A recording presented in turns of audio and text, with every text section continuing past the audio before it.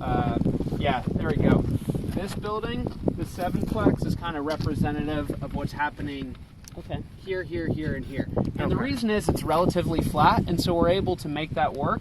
Here we do something a little different because we're challenged with the topography. I know it doesn't look that steep relative to San Francisco, but with the way we have to deal with kind of all the rules associated with accessibility and sidewalks, it's important that, you know, we do it a little differently. So this one's a little different. Can we pause here though? This is oh yeah, this is great. It's a good elevation. So Nick, is this a Jamestown elevation? This is a Jamestown. One key thing I missed was stoops facing Jamestown, activating the street. And I also like it too is we raise the site up a little bit so that there's a grade differentiation so that you're on your stoop 3 feet up, and I think that makes it a little more comfortable for people living here that, you know, I think it's a nice architectural feature. But we like the idea of having kind of eyes on the street.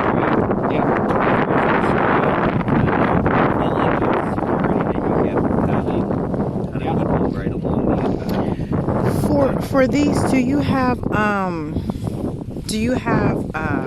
any elevators or no elevators? They're all 3-story buildings. They do comply with all the accessibility rules from ADA, FHA, chapters 11A and 11B on accessibility. So for the lower ones, will someone in a wheelchair be able to access that one? Yeah, well, or would they have access to? Right, is so this is the front door. There's another entrance off the back, right? Which is that great? And there are some units that actually, there are different rules, but we have a certain percent of units that have ramps that come around that like will be a ramp coming around maybe to this unit particularly on the side. Okay. So because I know like in the it's still phase 1. There's a gentleman behind who was directly behind my unit in a wheelchair, but that place had who? Is that a lift or Jimmy? No, not him. It was another one. Not Jimmy. Okay. Sorry, but they have an elevator in that building. Yeah, these are not elevator buildings. Okay. They're all walk but you do have some that are. We do. Fantastic. Awesome. 2 units. And then we should have mentioned. Did you say? Well, can you talk about how you get in with your car? That's important to. What? Yes. They got parking for every unit? Yeah. Quit playing. And guest parking. No, you don't. And look, this is a great Y'all already winning with me on that one. No garages face Jamestown. They're all off of alleys or off this side. So you come in, you park. So you can see it here, like here are the garages. Okay, So but that's the back of the garages. So this was what was facing. This is what's facing Jamestown. This is what's on the back. I see. So you kind of get to park into your unit. You come up. And it's your personal parking spot? Yeah. Yeah. So I know, and that's something we talked about And earlier safe. with the community. Is everybody was very focused on just making sure there's enough parking on this site. Absolutely. And so. So we're actually giving more than 1 unit to some of the bigger units. Yeah. Right, and also you said guest parking? Yeah. I think we have about 15 guest stalls throughout the project. We have 2 car share stalls throughout the project. That's part of the TDM, Transportation Demand Management Program that we're implementing, which gives people a pass for public transit, gives them, a subsidy for bike repair. There's a bike repair station on site. Sorry, Jesse, I'm making you hold on this. But, we've got the eyes on the street from here, and we have rooftop decks, which is really great. 1, to enjoy the views, and 2, eyes on the street. And then I think things to stuff is the difference is we've got what we call these 8-plex buildings where you come around and you drive into a common. It's like one of these, right? Yes, exactly. So you would drive in. As you go down this hill, you have to kind of change it from these long linear buildings to these more square buildings, because you have to deal with the grade change as we're basically creating level pads as you go down. Okay. That's actually from an accessibility perspective. It's like if you have a bunch of driveways right next to each other, it's hard. This is a common driveway. You come in and you can park in your garage. It's here. Yeah. So you go in. Yes. Then you'd have a door almost from like inside a carriage your garage. house, like the old school carriage houses where you got, underneath or parking spaces underneath your unit. Yep. So I think that does cover a lot of the site. I think one of the things that this is our TDM program. Well, and let's talk about the shuttle service. What we are doing, this project is multiple years away from being built. We're talking to the 5-point team and having it come up here and stop here. Okay. So that's something that we're working on. It's 120 units, hard to make a dedicated shuttle service. Right. We want to tie into the broader, stuff that's happening. Obviously, this is the old Candlestick diagrams, but they're moving forward with this area that what they're calling phase 1, which I understand to be. I don't want to overspeak for it, but I believe it's about 1,500 units of housing, 750,000 square feet of office, and some neighborhood retail. No, that's the one that was supposed to be down here, but they haven't been doing too much building, and I thought it was 12,000 units. The reason they changed the plan up a little bit. Okay, a little late to the party.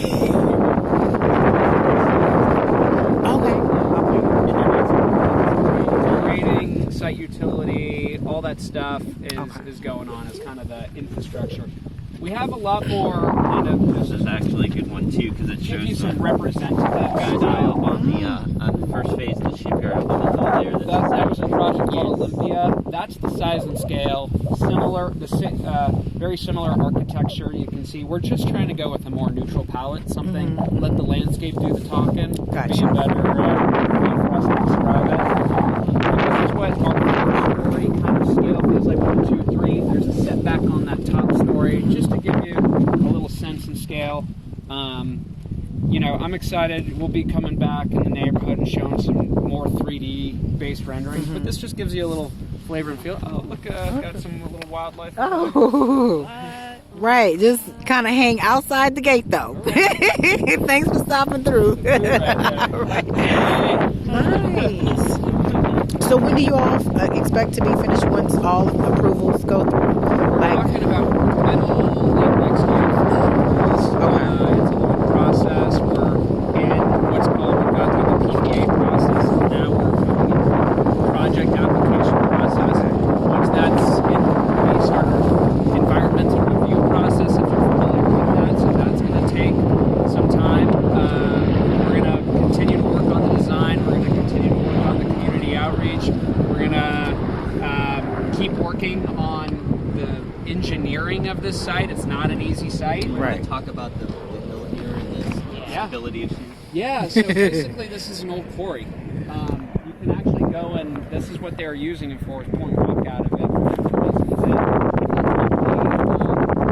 It's a mix of soils and conditions. Some areas are more stable than others, but what we need to do is go and build a 1,300 square lineal foot. You guys have one down on that behind the project. Right. There's that retaining wall back there. We're going to have to do something similar. Yeah. So where would the building start? Would it be right next door to Candlestick? Right next door. Okay. It's okay. About a 15-foot setback from some of the design and massing. So I think it's going to feel very similar in scale and size. Quick question. Now you might be able to speak to this because I've only heard about it. That those who are against that wall, it's very cold. Often really? because of this rock. It's cold if you live on the back end. Talk to me about the sun. I've been here a lot at different times, but you feel like does this do any shading for you at night? Like, does it get like just with the slope? As soon as it gets like 5 o'clock, are you guys in the shade? Absolutely. I'm more so. Absolutely. I'm more so on the back end. And I was on the front, so I got all the sun. But I would hear people say it's so cold. But it gets cold in your unit. Okay. So is that something you guys can take into consideration for the installation of those? Insulation and HVAC. And then also the reception. I don't know if you guys know, but we're not allowed to have dish. Everybody has to have Comcast. Got it. Because of the mountain that's in the back. There's no There's no direct line. Right, and it's being blocked by the mountain. So that's interesting to know. Your home phone, I had to have contact. Shaky. My cell phone, I have AT&T, and I have one bar in my unit. What's interesting, there is some great new technology out there called distributed antenna systems that basically allow you to create a centralized network, and we can take that with little, we'll call them range extenders, and put them throughout the site. And we also do that for emergency purposes, so that if there's anything happening on the site, that's emergency radio responder equipment essentially. So pretty cool stuff, but I appreciate the feedback.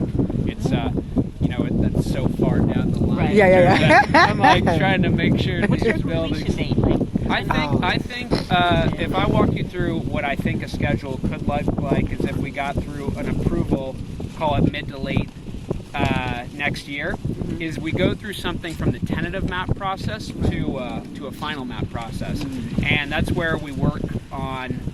We're working with the engineering department of the city primarily to focus on how exactly does the sidewalk works, and how are all the utilities going to connect, and that takes about 9 to 12 months.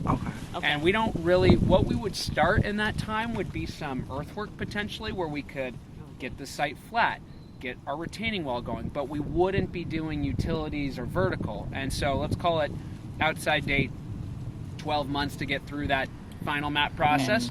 And then what happens is probably another year until first units. And that's pretty typical. So if you said from today, could probably be 2.5 to 3 years until first units. Now, do you have any insight on the mixed incomes? Numbers for that? We're looking, it's I think 22% of the units for affordable, approximately 24, 25 of the units.